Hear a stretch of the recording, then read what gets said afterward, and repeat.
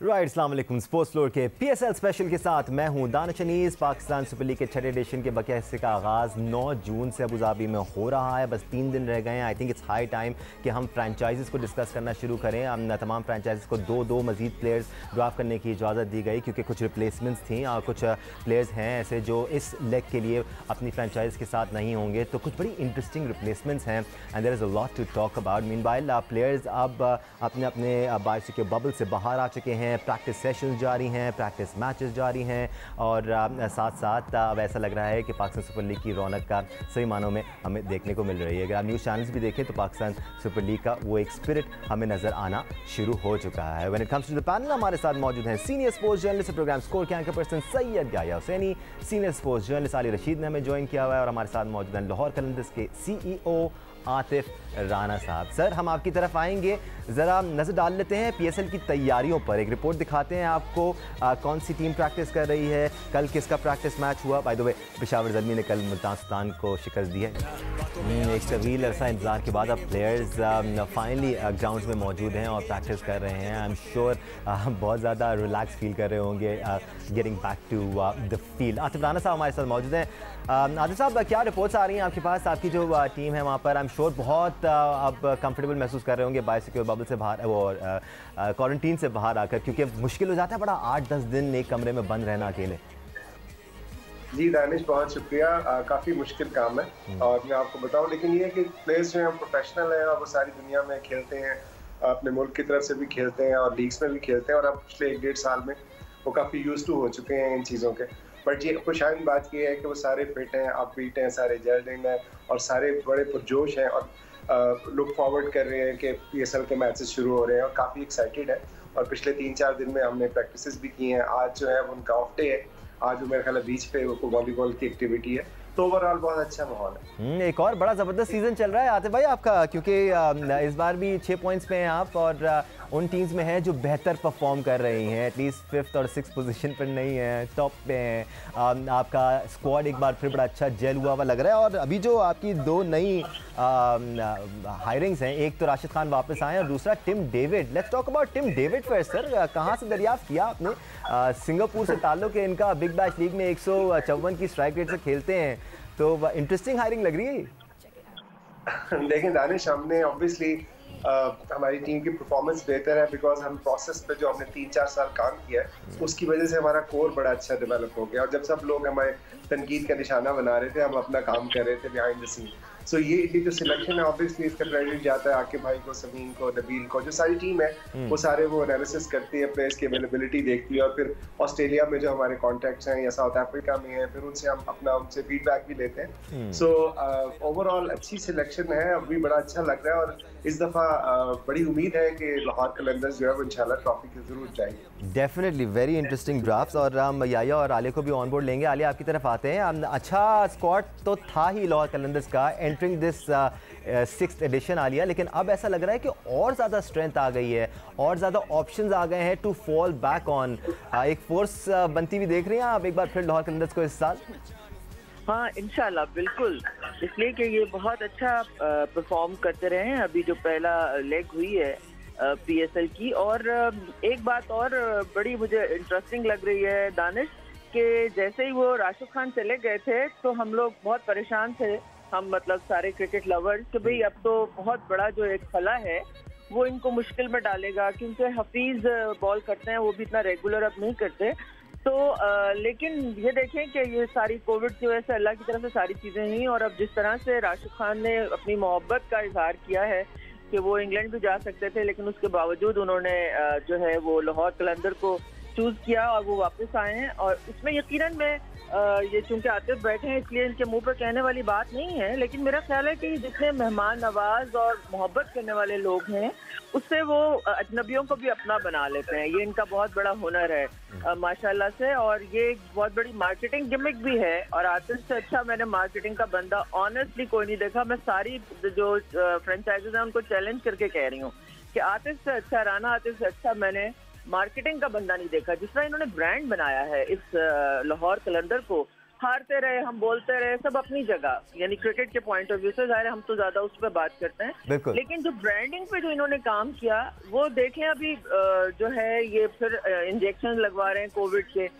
DC साहब से मिलके, तो एक सोशल वर्क के अंदर भी कंट्रीब्यूशन करना भी एक पाकिस्तानी की हैसियत से, एक ब्रांड की हैसियत से वो भी बहुत अच्छा। बिल्कुल आलिया, जितनी वजूहात आप बयान कर रही है ना, यही वजूहात हैं कि लाहौर कलंदर्स पहले 3-4 साल इतने अच्छा परफॉर्म नहीं कर पाया, लेकिन दूसरी टीमों के फैंस भी चाह रहे थे कि लाहौर कलंदर्स ही जीते और वो सवाल कर रहे थे ये कब जीतेंगे। फाइनली पिछले साल हमने इनको फाइनल खेलते हुए देखा और इस साल होपफुली और बेहतर और आगे जाएंगे। या ये जो राशिद खान वापस आ गए हैं, इससे वाकई में लाहौर कलंदर्स को एक ऊम्फ मिलेगा, क्योंकि उस लड़के में ना एक पैशन है विकेटें लेने का, जीतने का, और वो बड़ा मैटर करता है किसी प्लेयर में।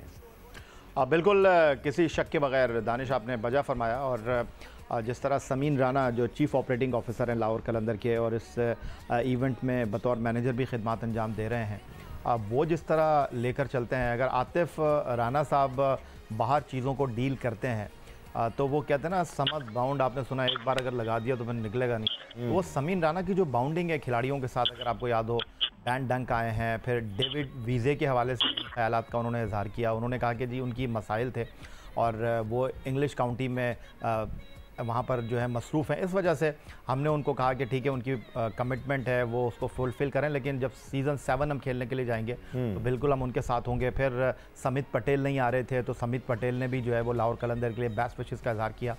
एक शख्स को हम भूल रहे हैं और उसका नाम है आकिब जावेद, जिसके बगैर आतिफ राना मेरा ख्याल है शायद नामुकम्मल है।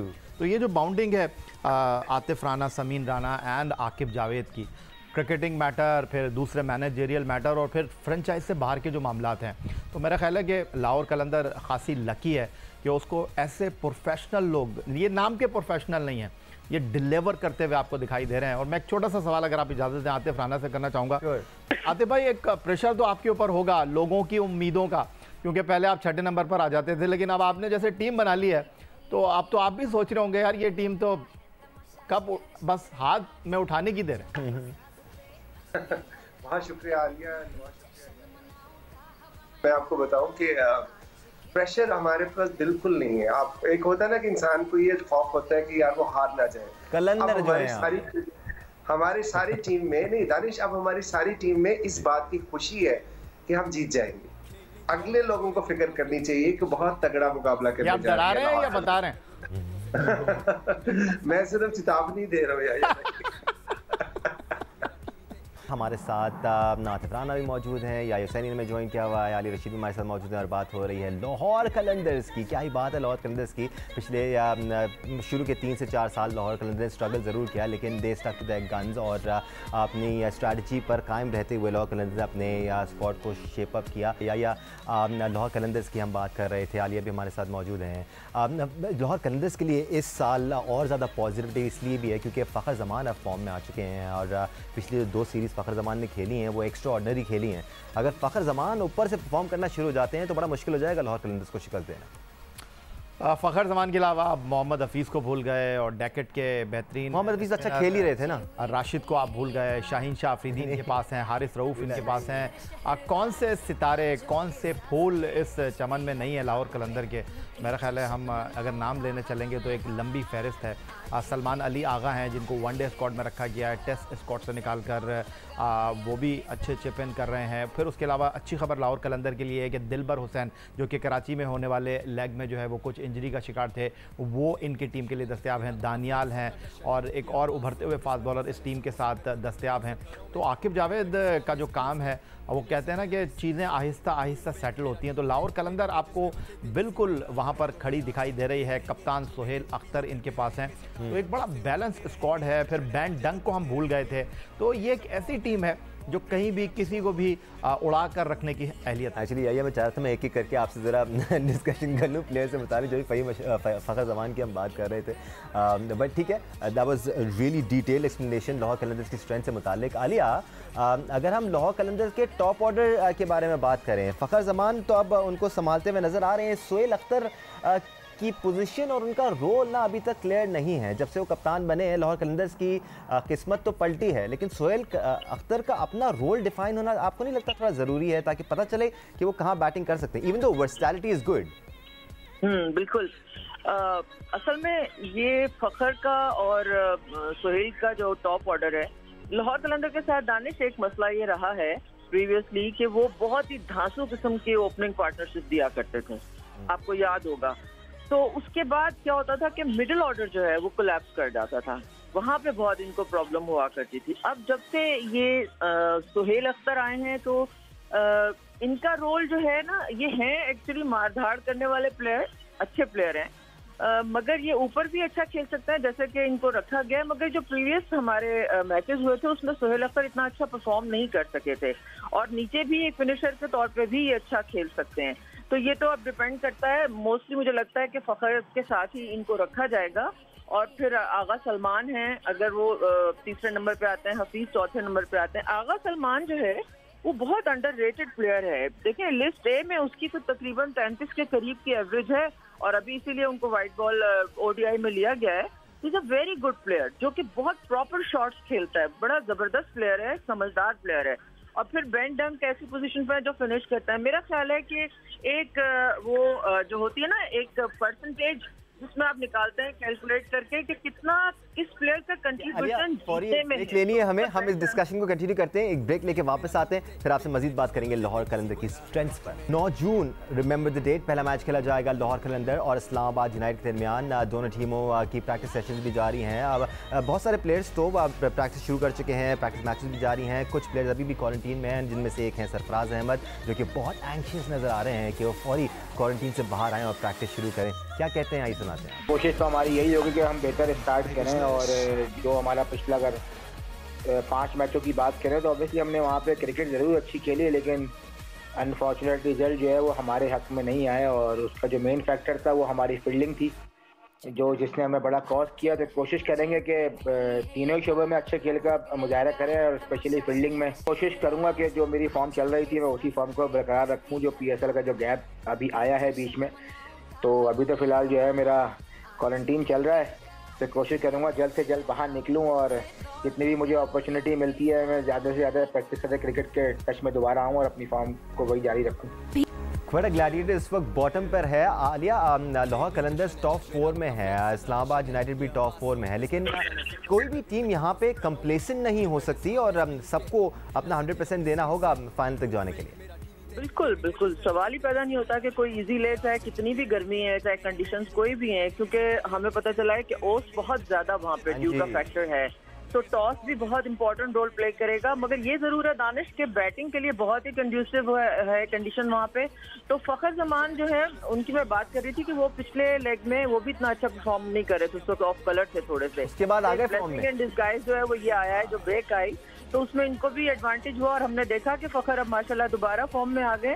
तो ये देखना होगा कि बैटिंग में किस तरह से ये थ्रू करते हैं, और उसके बाद जो एक्चुअली जो बॉलिंग है ना, वो लाहौर कलंदर की बॉलिंग का दूसरी टीमों से मुकाबला होता है। जाहिर है आपके पास शाहीन शाह अफरीदी हैं। बिल्कुल आलिया, जहां तक बॉलिंग स्ट्रेंथ का सवाल है, हम आगे चल के लाहौर कलंदर को मजीद डिस्कस करेंगे, दीगर फ्रेंचाइज पे मजीद बात करेंगे, एंड इट्स हाई टाइम कि हम फ्रेंचाइज को एक करके डिस्कस करना शुरू कर दें। और बस 2-3 दिन की बात है, फिर एक्शन शुरू हो जाएगा पाकिस्तान सुपर लीग के 6ठे एडिशन का। स्पोर्ट्स फ्लोर से आज के लिए इतना ही, बट याद रहे जियो न्यूज़ की स्क्रीन पर आपको तमाम तर फैक्ट्स एंड फिगर्स और इन्फॉर्मेशन मिलती रहेगी। अल्लाह हाफ़िज़।